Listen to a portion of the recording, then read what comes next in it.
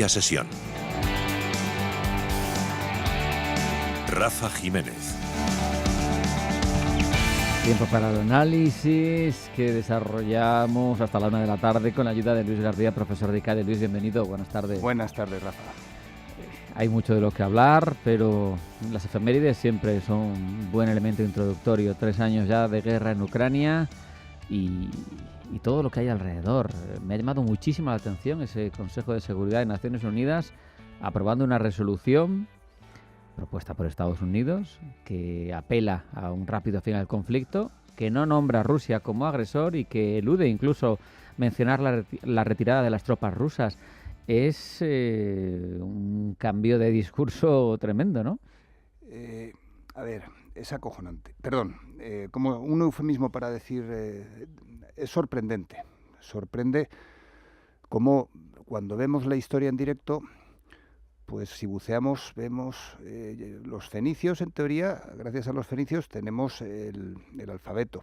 Si vemos cómo han reescrito la historia los fenicios, perdón, no los fenicios, sino los romanos que los masacraron, se comían a niños y hacían sacrificios humanos, cuando realmente los genocidas son los romanos. Pues en este sentido tenemos cómo J.D. Vance hizo un discurso en Múnich, en el cual decía que el mayor enemigo que tiene Europa es la propia Europa.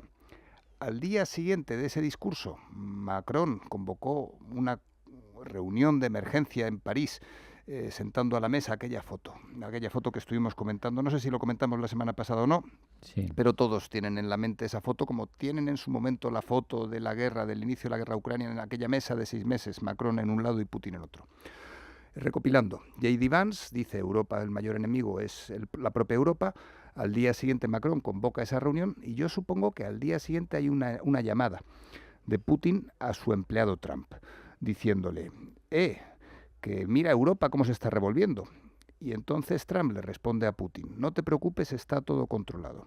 Y dentro del control le tiene que mandar un mensaje, que es el tuit que publica Trump, en el cual dice, Zelensky, eres un comediante y eres tú el culpable por no haber salido de Ucrania, por no haberte dejado invadir por Rusia y por haber provocado a Rusia y haber provocado que Rusia te invadiera. Todos yo creo que tenemos en la cabeza ese tuit que publicó Trump. Decías a su empleado, no sé si has leído esas noticias que mencionaba un ex espía soviético recientemente diciendo que reclutó a Trump en los 80 con el nombre clave de Krasnov. No lo había leído, pero qué casualidad. Al final hay que saber leer entre líneas. Tenemos que saber todos de dónde venimos. Y en este sentido llevo ya semanas obsesionado con eso de que la historia no se repite, pero rima. Y cómo rima todo lo que estamos viendo ahora con la Guerra Fría. Cómo rima lo de las dos Coreas con un poquito con la situación que estamos viendo ahora de desarrollo entre un lado y otro. Y yo tengo la sensación de que Putin, esa espinita que tenía o que debía de tener clavada con la caída del muro en el 89 y de la URSS en el 91, esa espinita que tenía clavada se la está quitando con ganas. Ahora mismo estamos viendo una escenificación que, si queremos entender bien lo que está pasando, por un lado, y te hilo temas, Rafa, tenemos que entender Alemania, el 81, la caída del muro, perdón, 89, la caída la reunificación. Y luego, efectivamente, la reunificación. Y luego la caída de la URSS en el 91. Entendiendo esas dos piezas, esos dos pasajes históricos absolutamente fundamentales, podemos empezar a enmarcar los acontecimientos que estamos viendo esta semana. Un apunte te pido rápido antes de entrar con Alemania, muy bien traído. Y es que, no sé si sabes qué miembros hay en el Consejo de Seguridad de Naciones Unidas que no han vetado esta declaración, que no acusa a Rusia de iniciar la guerra, que no llama agresor, que no... es que no sé. Bueno, a lo que voy, que estoy haciendo la pregunta muy, muy enredada. Lo que te digo es que me llama la atención, no tanto que Estados Unidos proponga esta resolución que va en sintonía con lo que ha dicho siempre Trump, con intentar bajar el tono con Rusia y alcanzar así algún tipo de paz, la que sea, sino que por mucho que no nos guste, en ese Consejo de Seguridad están Reino Unido y Francia, con derecho de veto. Y no han vetado. Es que las cosas hay que analizarlas en su globalidad. A ver, aquí una cosa es lo que pasa en la superficie y luego está todo lo que hay debajo del agua. En general yo creo que para el gran público, especialmente con Internet, con los grandes movimientos, lo que tenemos que entender todos es que debajo del agua no pasa nada. O sea, al final solo está lo que vemos en la superficie y eso es lo que acaba quedando en la historia. Debajo del agua tenemos a Macron, por un lado, que hace 2 semanas comentaba que iba a invertir 200.000 millones de euros en IA, muy parecido o similar, o con una música parecida a Apple, diciendo que va a invertir 500.000. No me hagas spoilers, hombre. Perfecto. No me hagas spoilers. O el cupo catalán. O sea, al final o sea, estamos viendo escenificaciones, estamos viendo cómo hay acuerdos que se cumplen. Y luego, debajo del agua, respondiendo a tu pregunta, rápido que me lo has pedido, pues ¿por qué ¿por qué Francia no ejerce el derecho de veto que tiene?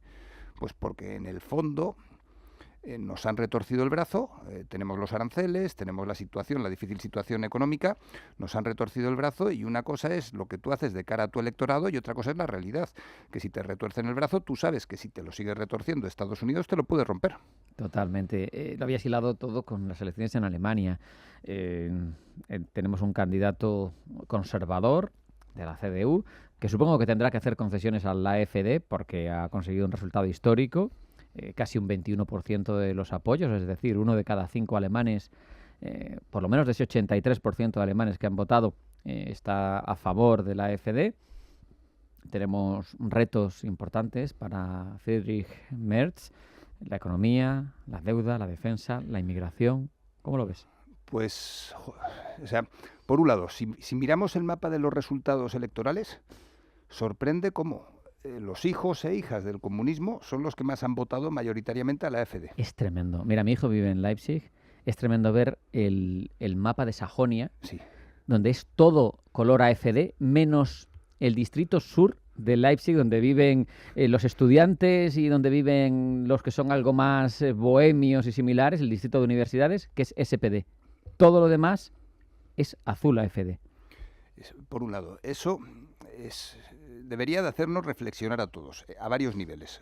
Por un lado, el auge del azul clarito de la AfD, que además el AfD, la señora de pelo rubio que está en el AfD, no está en los Patriots, aunque supongo que la han invitado a entrar. Por un lado, el auge del populismo que se aprovecha de la migración y todo esto. Luego, por otro lado, tenemos que hacernos ver la pasta que hemos metido en Europa, con tipos de interés bajos, mientras en España estábamos alimentando la burbuja inmobiliaria, el SEAT que les vendimos, todo ese esfuerzo que hemos hecho desde Europa para la reunificación, que tú miras el mapa electoral y dices, ¿qué reunificación? Si esto sigue separado en 2 bloques. Y luego, pensando en Merz, yo tengo la sensación, cuando le he oído hablar a Merz, que además, en este caso, los alemanes han sido muy kantianos. O sea, han cumplido con Michavila, yo creo que estaría contento en el caso de haber trabajado con las encuestas alemanas. Han cumplido exactamente con lo que dijeron que iban a sacar. Merz, el discurso que hace, va muy en la línea del informe Draghi, va muy en la línea del informe Letta, y los retos económicos a los que ahora se enfrenta Alemania es aumentar el presupuesto en defensa, simplificación regulatoria, es invertir en innovación. Por lo tanto, debajo del agua la sensación que tengo es que hay un guión que sigue Meloni por un lado, que está siguiendo Ursula von der Leyen vía informes y que es el que va a seguir y que es el que va a seguir Merz. Por lo tanto, en este sentido, por un lado, cuidado con el auge de los populismos, cuidado con la difícil situación que tiene Europa, pero yo veo un poquito de luz en el sentido de estamos pasando una crisis tremenda, nos estamos viendo delante del espejo y tengo sensación de que por fin empezamos a ir en la dirección correcta, mientras en Estados Unidos, que son los líderes, son poderosos, pero está ahí Trump, que sinceramente, Rafa, entre tú y yo, tengo sensación de que es un mono con 2 pistolas. Bueno, pero es el mono que tiene el botón rojo. Absolutamente. De detonarlo todo. Es evidente que Merz va a tener que hacer concesiones a ese populismo que le pisa los talones, porque si no, ese 20,8% de la AfD se va a convertir en mucho más si no toma medidas a lo mejor contra la inmigración, si no toma ciertas medidas que son muy fácilmente comprables por el electorado, por un lado. Y por otro, has hablado de kantianos los alemanes. Tú sabes dónde nació Kant, ¿verdad? Tú sabes cómo se llama ahora y a quién pertenece. Königsberg, ¿no? Kaliningrado. Bueno. El enclave ruso en pleno corazón de la Europa alemana y polaca. O sea que... ¡Qué bueno! Sabes que al final todo está hilado. Lo que pasa es que, entre la mentalidad de Kant y la de Dostoyevsky, veo que hay un abismo salvaje. O sea, al final... lo que estamos viendo es cómo se está escribiendo la historia a la velocidad de Internet. Y en este sentido, tenemos el auge, insisto, del populismo. La AfD es la segunda fuerza más votada. Sí, sí. Yo creo que debería de haber un pacto, igual que debería de haber ese pacto en España entre los dos partidos más votados. Es lo que va a haber para gobernar, pero otra cosa es que eso funcione a largo plazo y que las medidas funcionen respecto del electorado alemán. Pero lo que quiero poner de manifiesto es cuidado con los cordones sanitarios, cuidado cuando arrinconas, especialmente a gente que está enfadada, porque lo que puedes acabar provocando es que alguien como Trump llegue al poder. Por otro lado, en eso se basan las democracias, ¿no? En acordar con quien es más cercano a tus principios. Y es discrecional por parte de quien ha ganado las elecciones elegir con quién se sienta a negociar, ¿no? O sea, no necesariamente tiene que ser con el segundo más votado. Correcto. Lo que pasa es que luego piensas, esa parte de democracia, que cambiamos cada 4 años, Alemania tiene que redefinir nuevo gobierno. Imagínate que en España saliera el PSOE y entrara el PP con todas sus bases y cambiaran desde cero. Comparas esas democracias con Xi, que lleva en el gobierno, pues no sé si lleva más de 15 años, lleva seguro, con Putin, que entre un mandato y otro, pues también lleva más de 15 años, Netanyahu, que es democracia Israel, pero que lleva también la torta de años. Y dices, lo mismo nosotros tenemos que hacernos un poquito ver lo de la eficiencia asociada con la democracia. Hombre, o el liderazgo. Eso es evidente, y no solo por estas cuestiones, pero todos sabemos que lo menos ágil es una democracia, y una democracia con controles. Lo menos ágil para responder, ahí tienes a los romanos con sus dictaduras temporales, ¿no? Correcto, y una nota en tiempos de crisis. Y una nota en relación con lo de Alemania, muy rápido, con eso de que tienen el 5%, que tú lo sabes mejor que yo, y seguro que hasta lo sabes decir hasta en alemán. No. Se han quedado fuera del gobierno los liberales. Ojito. Histórico, también. Absolutamente. Histórico. Vamos a ir a Estados Unidos un poquito, porque sabemos que tenías ganas de hablar, y en concreto de los efectos de esa política populista, coercitiva, extorsionadora de Trump, que, oye, algún efecto puede que esté consiguiendo. Apple, después de reunirse con Trump, ya ha dicho que piensa gastarse $500 billion en Estados Unidos en los próximos 4 años. Sabemos que es una de las multinacionales más criticadas porque casi todos sus elementos se ensamblan en China. Y bueno, pues hubo reunión la semana pasada. Ellos han destacado en su noticia que han pagado más de $75.000 millones en impuestos estadounidenses en los últimos 5 años, que pagaron 19.000 en 2024. Quieren decir que somos buenos americanos, que pagamos aquí, dejamos nuestros impuestos y ahora encima vamos a fabricar. A ver, no eran ganas realmente, Rafa, de hablar de lo de Estados Unidos en concreto, sino era poner en contraste los 200.000 millones de euros de Macron con los 500.000 millones de euros de Apple, con, por ejemplo, lo de las comunidades autónomas que acabamos de hacer aquí. Resumen de lo que quería transmitir y quiero transmitir, y además encaja yo creo que con todo esto, es que en todos lados cuecen habas.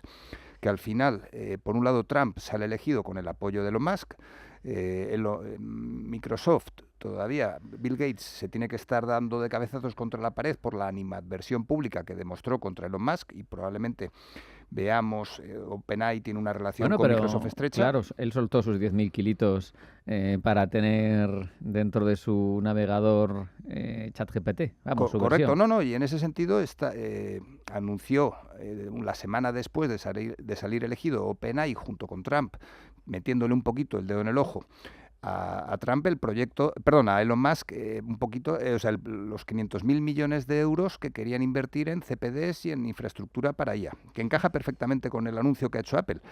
Resumen, al final, en teoría, Estados Unidos es un país liberal, pero que busca el proteccionismo, un proteccionismo que me suena más a economía planificada. Luego tenemos economías multinacionales que son libres, que no dependen del gobierno, pero en cuanto Trump les dice que se bajen los pantalones, van corriendo a bajárselos.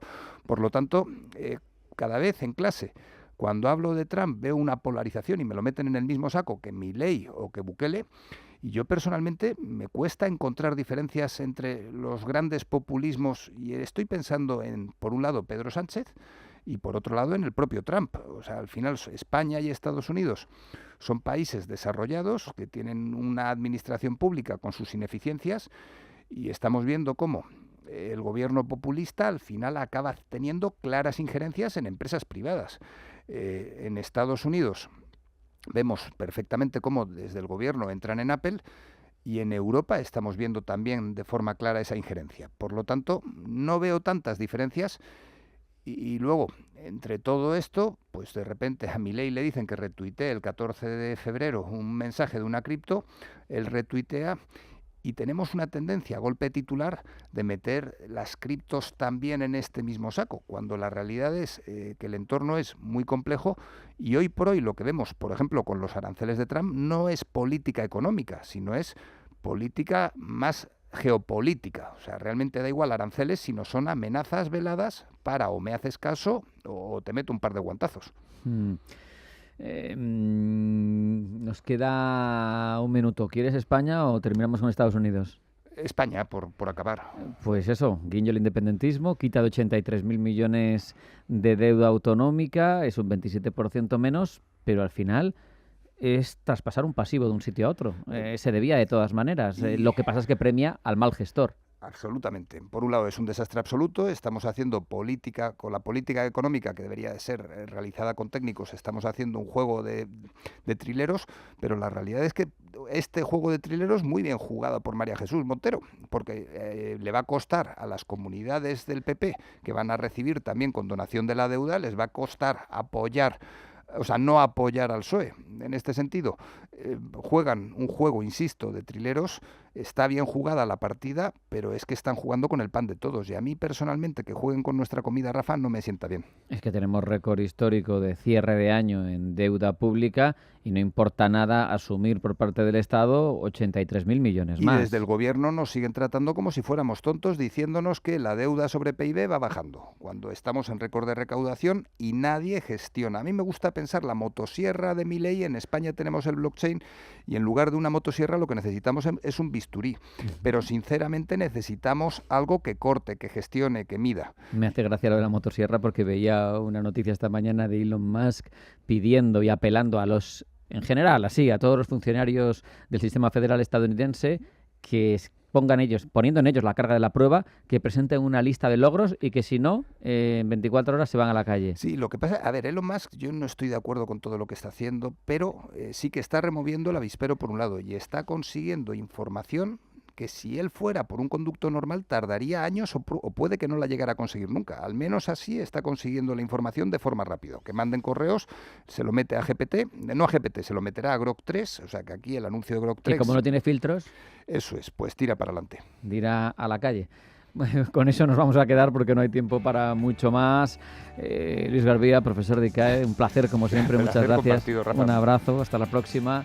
Ahora nos vamos a ir al boletín de la 1 de la tarde en la voz de Blanca El Tronco y durante la próxima hora, media sesión, vamos a hablar de seguros, de crowdfunding inmobiliario, de jubilaciones activas y de cómo entender cómo funcionan y de otras tantas cosas porque tenemos una hora entera llena de contenidos y entrevistas interesantes. No se vayan, sigue a media sesión en Radio Intereconomía.